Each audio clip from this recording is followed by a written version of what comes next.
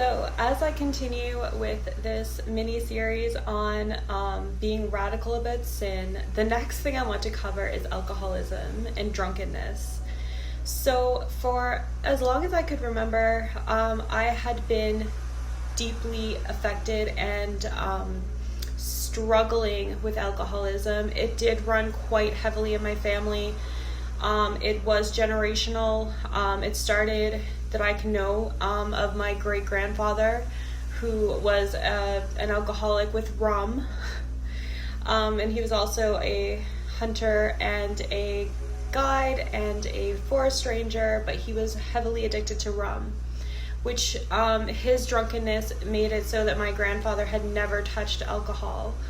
The only time he touched alcohol is when he was at war in World War II in France. They didn't have any clean drinking water, so he did drink wine that one time.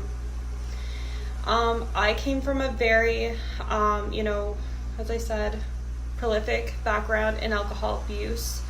It's all I really knew my entire life.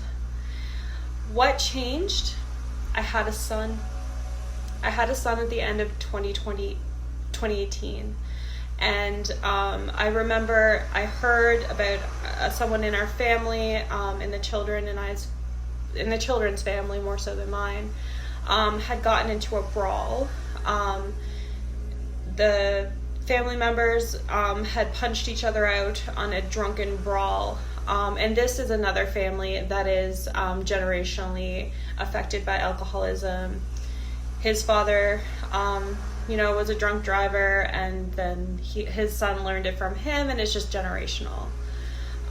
So once I heard that this thing happened, and I had my small baby at the time, I became very upset and perturbed by it all. So I had quit drinking for the first time in my life. At 33 years old, I quit drinking.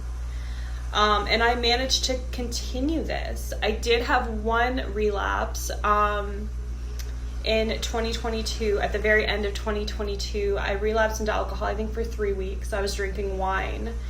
And what had ended up happening is I woke up on Christmas Day, reeking like alcohol, went to church, went straight to the altar, and repented. That's how I got radical about alcoholism, and I've never touched it since. And that's my testimony and why I quit drinking.